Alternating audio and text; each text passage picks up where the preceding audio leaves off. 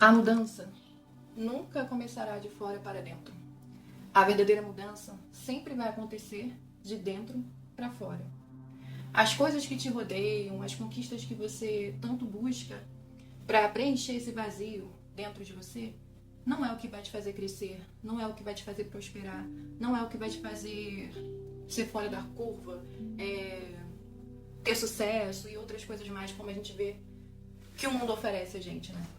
E isso é uma coisa muito interessante para se pensar, porque eu mesma, a minha vida inteira, pensei que se eu estudasse muito, se eu corresse atrás demais das coisas, se Deus me abençoasse porque eu estava me esforçando muito, aquilo ia transformar minha vida, aquilo ia ser algo surpreendente para mim, né? E não é verdade. Conforme o tempo foi passando, eu fui entendendo que a mudança precisa começar de dentro para fora, entendeu? Você tem que começar a mudar primeiro. Quantas vezes a gente não fica reclamando do nosso cônjuge ou dos nossos filhos, né? No caso, as pessoas que estão ao nosso redor, que moram com a gente fica pensando assim, poxa, se ele mudasse, se fulano de tal fosse de outro jeito, eu iria ser uma pessoa melhor, eu iria resplandecer as minhas atitudes de forma mais positiva. E a gente não para pensar, por que a mudança não pode começar com a gente primeiro, né? Por que não? Porque a gente tem que sempre esperar o próximo passo vindo do outro e não da gente. E se a gente começasse a fazer o contrário? Se a gente começasse a olhar para dentro e pedisse a Deus, Senhor, o que é que tu queres mudar em mim?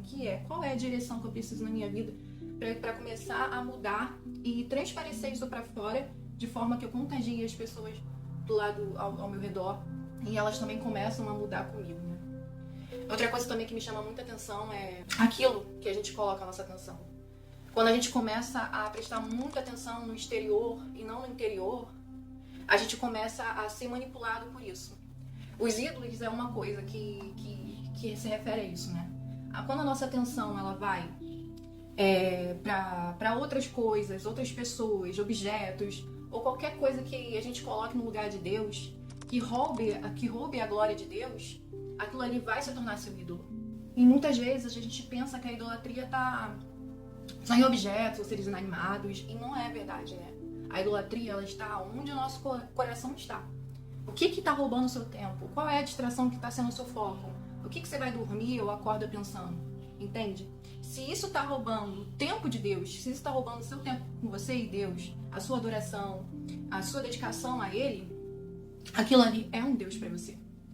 E o engraçado é que a Bíblia diz lá em Salmos 115 que prata e ouro são os ídolos deles, obras das mãos dos homens. Tem boca e não falam, tem olhos e não veem, tem ouvidos e não ouvem, tem nariz e não cheiram, suas mãos não apalpam, seus pés não andam, nenhum som lhe sai à garganta, tornem-se semelhante a eles, os que o fazem e quantos neles confiam. Olha isso, que forte.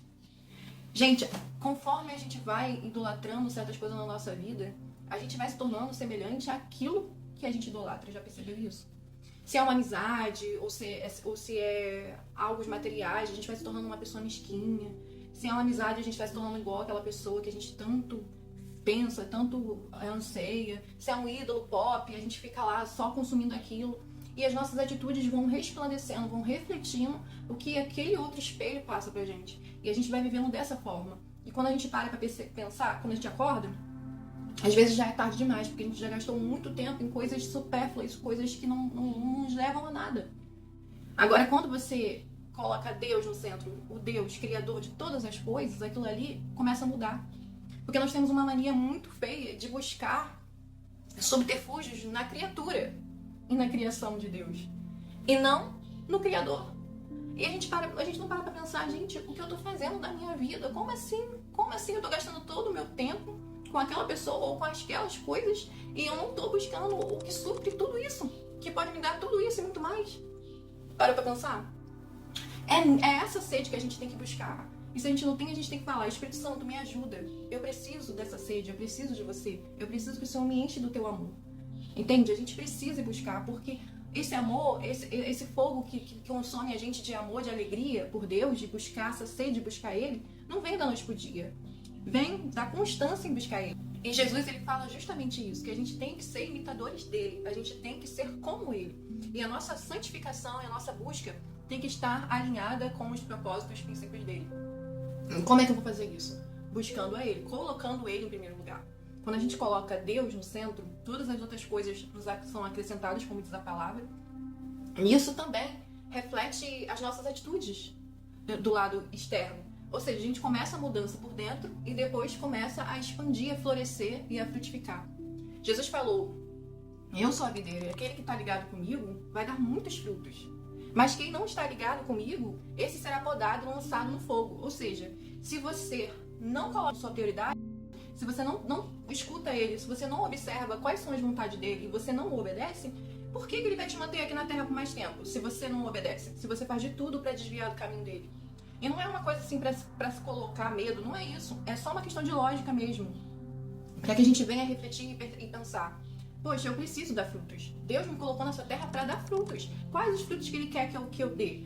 Aí para pra pensar: quais são os meus talentos? Quais são os meus dons espirituais? O que Deus deu pra mim? O que ele quer de mim? E começa a buscar isso. Quando você busca e coloca Deus como centro de tudo, as coisas começam a florescer de uma maneira sobrenatural. Você fica impressionado. E sem falar que você atrai mais dons espirituais, mais coisas de Deus, mais revelações, que você fica assim, de boca aberta.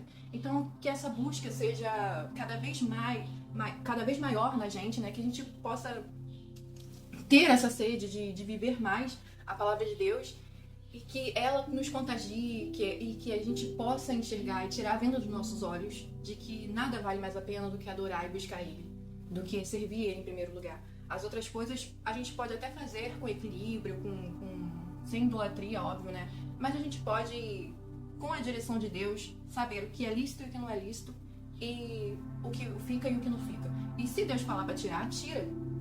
Porque o que ele tem pra dar pra você é muito maior do que tudo que você pode imaginar. É muito maior do que isso que você tá tão apegado. Isso que você acha que é tão importante pra você.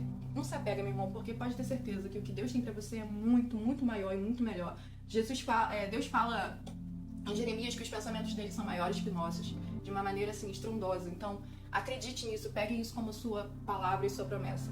Essa palavra que eu deixo pra vocês refletir hoje. Eu espero que vocês tenham gostado. Peço para vocês curtirem o vídeo, se inscreverem no canal e até a próxima. Que Deus te abençoe.